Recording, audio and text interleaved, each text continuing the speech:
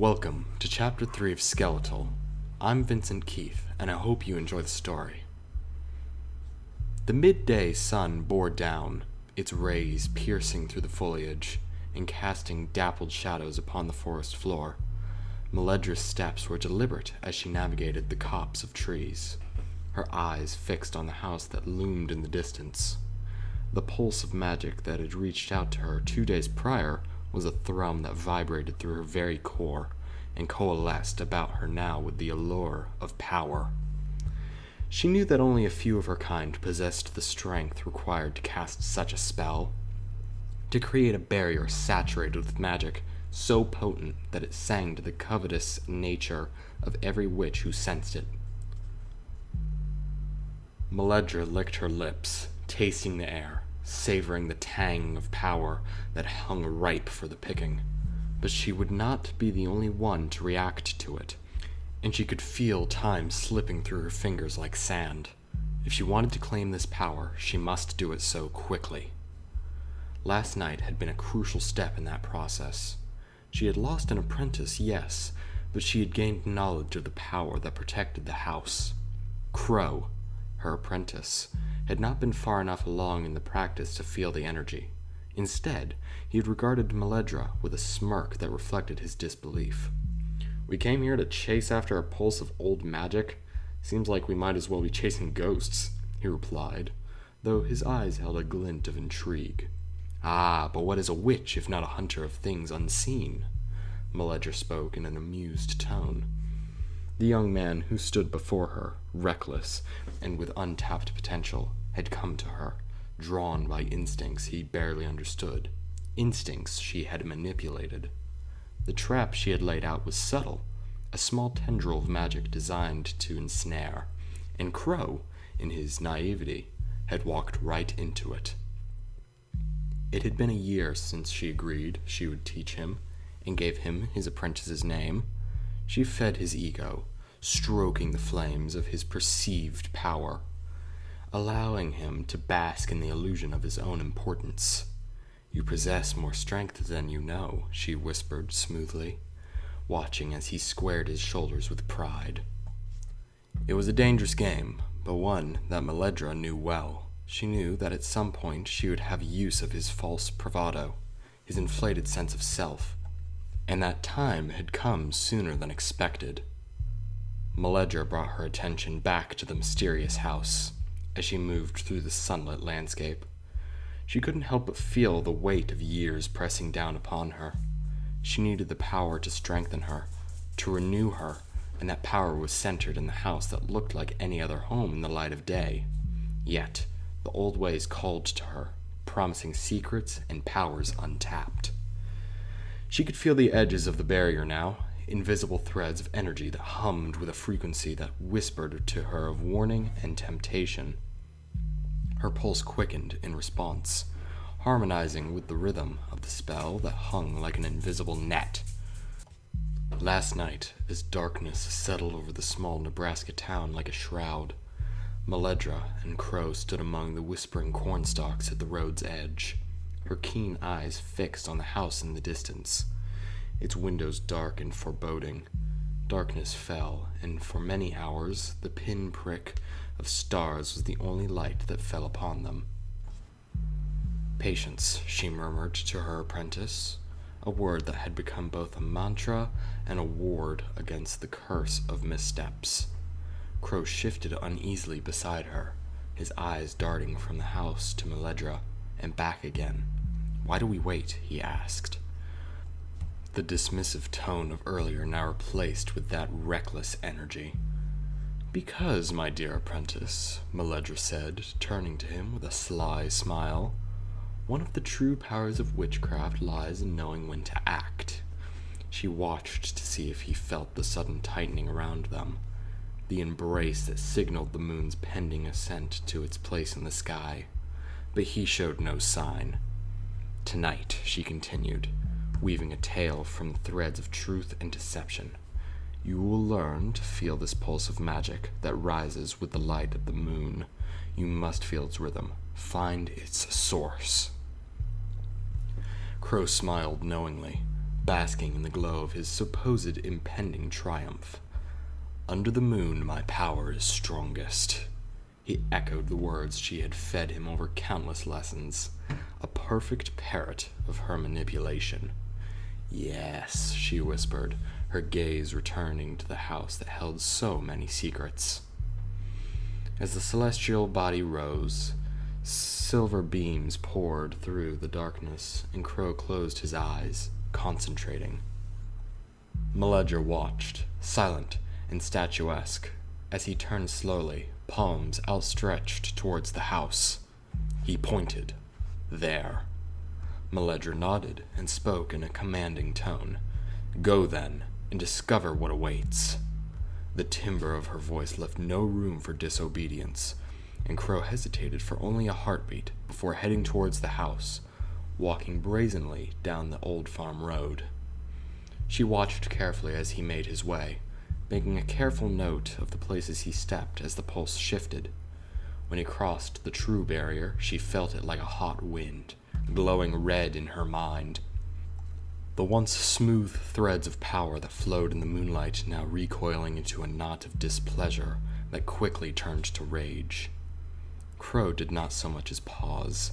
He felt none of it, no doubt focusing his attention upon himself instead of the energy that surrounded him. Meledra felt the crackle of power as the guardian of the house awoke.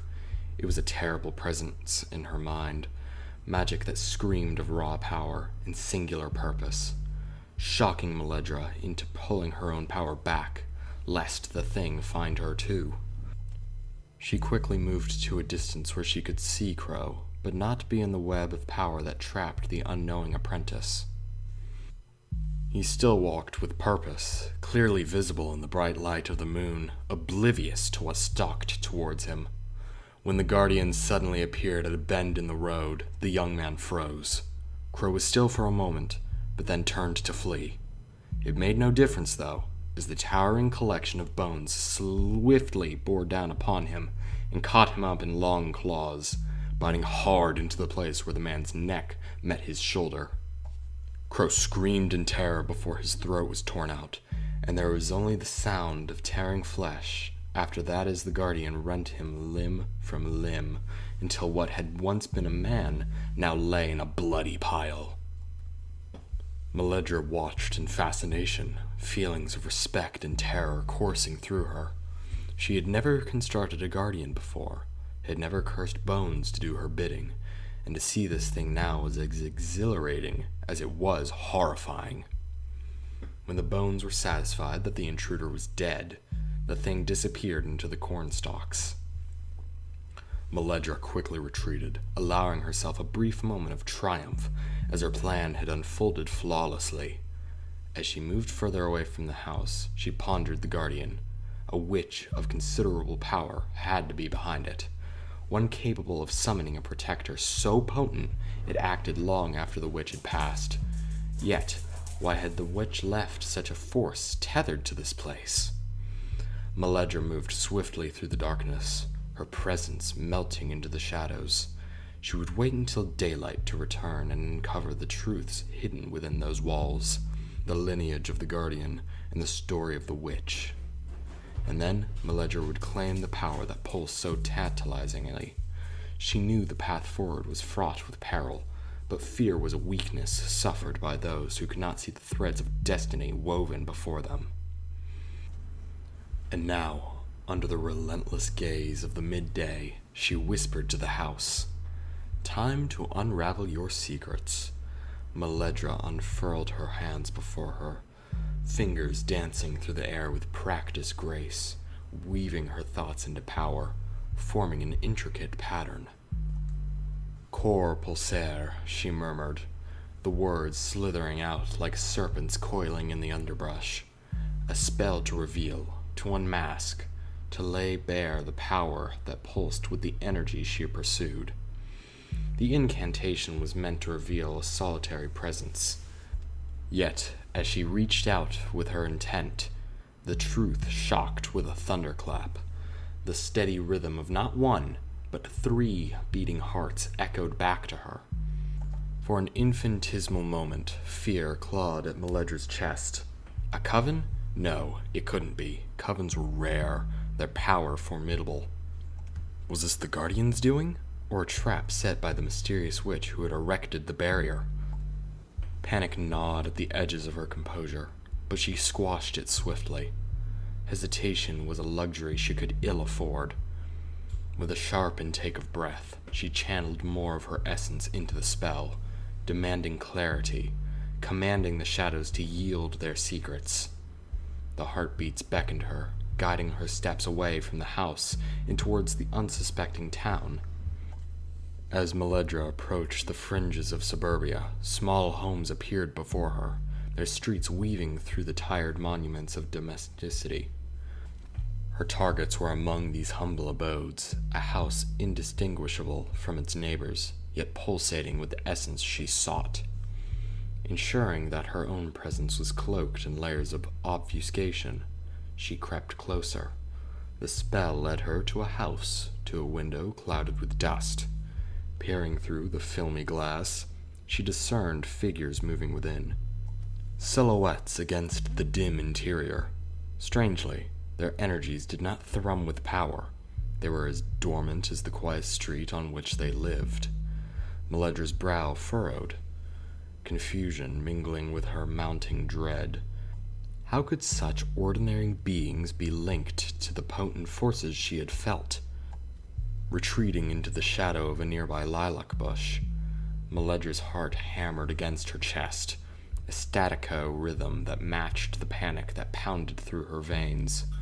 She had always prided herself on her composure in the face of the unknown, but now that confidence wavered like the flame of a candle caught in a draught.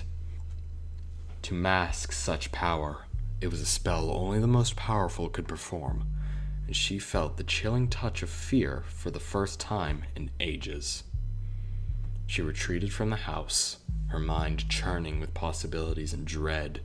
Meledra had come here to acquire power, but she felt ill with the idea that she had stumbled into a trap that would end with her own power being acquired. She knew the cover of night would all too soon envelop the world, and with it come dangers that she did not understand. The coming darkness seemed to mock her, a looming threat that laughed in the face of her own power, and left her feeling as helpless as her apprentice had been in the clutches of that monster. In the glare of the afternoon sun, Bennett and Smutty stood toe-to-toe, their faces set in grim lines of confrontation. Sophie sat cross-legged on the floor, the witch's papers spread out before her like a map to an undiscovered country. Her attention fixed on the cryptic Theban script scrawled across them. "Man, you don't get it!" Smutty's voice cracked with nervous energy, his wiry frame tense as a coiled spring. "We gotta dump this stuff. Forget the old house. Forget all of it." The three had spent all day arguing about this, and Bennett's normally calm brown eyes flashed with frustration. "And then what? Pretend we didn't see anything?" "Sophie's right. We need to know." His hands balled into fists at his sides, agitation tightening his posture. "Why? Why do we need to know?" Smutty spat back, his voice rising. "This ain't our mess, Ben. We can walk away right now." "Can we?" Bennett challenged, his gaze unwavering. "There's something bigger going on here. You feel it. I know you do." Smutty faltered as he glanced at Sophie, who remained absorbed in her task, oblivious to the growing tension between the two boys. Her fingers traced the lines of text, seeking answered in the labyrinthine script. "Look at her," Bennett said softly. "She knows there's more at stake. So do I, and so do you." A silence fell over the room, but the sense of unease grew. They were three souls bound together by a web they could not possibly understand, a web that stretched far beyond the confines of their small Nebraska town. Bennett's voice cut through the silence, a mix of frustration and uncertainty. "We can't just run away. We have to know what we're involved in." Smutty shot back, his face twisted in contempt. "Why, Ben? 'Cause Sophie wants to play Nancy Drew?" Sophie's head snapped up from the papers. her eyes wide with indignation. "Stop it!" she screamed, the sound sharp enough to slice through the thick tension in the room, in a fluid motion that betrayed none of her inner turmoil. Sophie quickly gathered the stolen documents, snatched Bennett's laptop from the table, and stormed out of the house. Smutty's sneer faded as the door slammed shut behind her. He turned toward Bennett, defeat etched into the lines of his face. "Whatever," he muttered, "but when this goes south, don't say I didn't warn ya." He walked towards the door that Sophie had just left through. "I gotta go to work." Bennett was left alone in the room, the silence oppressive. A sensation akin to a vice tightened around his chest, a pressure that was unfamiliar and deeply unsettling. He struggled to grasp the wisps of his own rationale, but they slipped through his fingers like mist. He knew that none of them should be alone right now, but his feet remained rooted, as if the floorboards held him tight, and in the back of his mind he knew that darkness slowly approached. Across town, the pale light of the morgue hummed with fluorescent persistence. Temerson peered over the rim of her glasses, her words clinical yet tinged with doubt. "All indications point to a bear attack." Hanlon, standing across the room from her, took on a confused expression. His gaze lingered on the cold steel table that held more questions than answers. "But no sightings," he murmured. "No," she agreed, her voice barely above a whisper. "But wild animals are unpredictable. It's possible that one wandered into town." The afternoon sun dipped lower in the sky, casting long shadows across the drab paint of the morgue's walls. He mulled over Temerson's words, heavy with implication, yet starved of conviction. "What are the odds?" He stood, pacing the length of the room. "A bear wanders into town on the very same night that a complete stranger arrives, and they cross paths on some lonely stretch of dirt road?" His gut twisted at the thought, skepticism gnawing at him like an insidious worm. "Seems unlikely," he said in a vacant, low tone. Temerson's silence did nothing to ease the growing knot of dread in his stomach. He passed a weary hand over his face, feeling the stubble and the weight of burden etched into his skin. Hanlon had seen enough in his years as sheriff to know that coincidence rarely played a hand in events like this, and now the unease of the unknown clawed at his resolve. "I need to check on Cray," he sighed, the name leaving his lips with a trace of frustration. Earlier, he had put a firm stop to the deputy rallying a posse, but Hanlon had little doubt that his warnings would be ignored. Fear was a call to arms, and tonight the air was electric with it. An animal attack and a stranger murdered here, and their tiny community was a shock to the system, sending the townspeople into talk of hunting rifles and retribution. Any could taste the tension, a bitter tang in the back of one's throat. Peering out of the window, Hanlon could see the afternoon sunlight retreating, soon to surrender the town to the approaching night. The streets, usually filled with the bustle of daily life, were now empty and hushed as if holding their breath for what is to come. That concludes Chapter 3 of Skeletal. Stay tuned for Chapter 4, coming soon.